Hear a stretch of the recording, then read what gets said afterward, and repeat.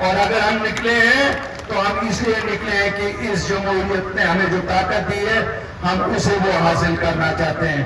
ہم اس کی بدولت اپنے لوگوں کا وہ عزت اور وقار بحال کرنا چاہتے ہیں جس کے وہ حقدار ہیں.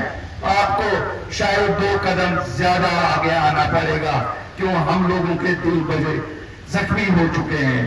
ہمیں 72 سال میں کانگریس نے نیشنل کانفرنس کے ساتھ مل کے کہیں کا نہیں رکھا.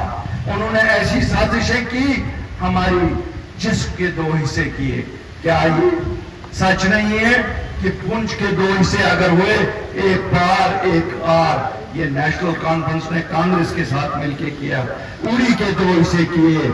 اسی طرح آپ دیکھیں نوشہرہ کے 2 حصے کیے. ہمارے کرنا ٹیٹوال کے 2 حصے کیے. تو یہ اس سازش کو بے نقاب کرنا ہے کہ ہم لوگوں کو کیوں بانٹا گیا، اور سازش کو بے نقاب کرنے کے لیے شاید یہ ووٹ بہت ضروری ہے. بڑے سارے لوگوں کا کہنا ہے کہ صاحب نارتھ پول اور ساؤتھ پول، میں کہتا ہوں جموں کشمیر کو ایک اسٹرانگ وزیر اعظم کی ضرورت ہے. ہمیں شاید اس ملک میں اتنا اسٹرانگ وزیر اعظم چاہیے جو ہمارے 72 سال کے گاؤں بھر دے. ہمارے گاؤں اتنے کہہ رہے ہیں کہ اگر ہم رونے پہ آئے شاید روتے ہی رہیں گے، آنسوں سے ایک سیلاب بھر پائے گا. لیکن ہمیں یقین ہے کہ جو ہمارے ساتھ 72 سال زیادتیاں ہوئی ہیں، نریندر مودی جی اور امت شاہ شاید اس کا ازالہ ضرور کریں گے. ہمارے نوجوان انتظار کر رہے ہیں کہ ان کی پکڑ دکڑ کم بند ہو جائے گی. ہماری بیٹیاں انتظار کر رہی ہیں کہ وہ گریجویٹ پوسٹ گریجویٹ ہے، ان کو حق والے کو حق کیسے ملے گا.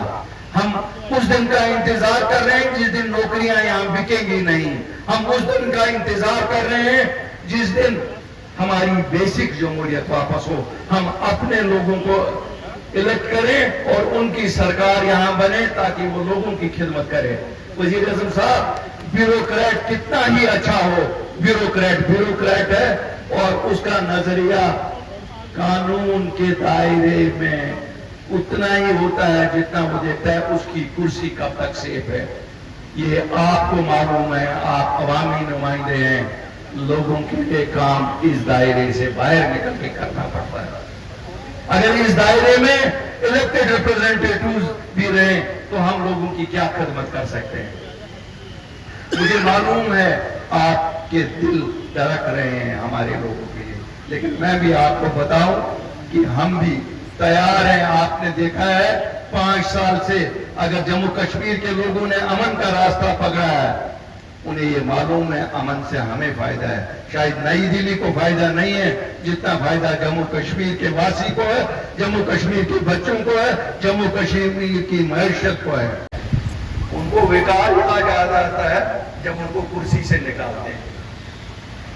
اب ہم تو درخواست ہی کر سکتے ہیں صاحب ان کو پٹے پہ لکھ کے دے دو دونوں خاندانوں کو کہ جب تک زندہ ہیں یہی لوگ کرسی پہ، ان کو وہ وظیفہ دے دو. کیونکہ کہتے ہیں کہ جب آدر شاہ ظفر کو یہاں ہندوستان سے برما بھیجا گیا، وظیفہ پھر بھی کچھ دیا انگریزوں نے. اسی طرح میں کہتا ہوں اب یہ اقتدار کے لائق رہے نہیں کیونکہ انہوں نے لوگوں کا خون چوسا 72 سال. ان کو وظیفہ کچھ دے دو وزیر اعظم صاحب، یہ ان کا وقار بحال ہو جائے گا. ان کا وقار خالی اسی سے بحال ہو جائے گا. باقی جھنڈا تو یہ کوئی نہ کوئی لگائیں گے. ایک تو وہ تو کہتی تھی جھنڈا کوئی نہیں اٹھائے گا. مجھے لگتا ہے اس کی پوری عمر گزر جائے گی. جھنڈے اتنے ہیں کہ گنتی نہیں کر پائے گی. اتنے ملک کے جھنڈے ہر جگہ لہرائے ہیں اور لہرائیں گے. یہ ہمارا ملک ہے، ہم اس کے وفادار لوگ ہیں.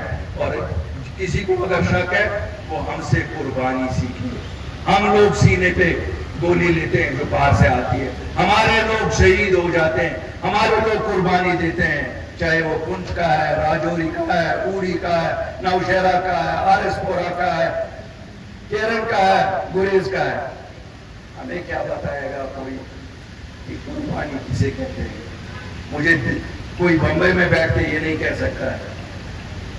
مجھے بڑی خوشی ہے کہ شیو سینا ان کی مدد کر رہی ہے.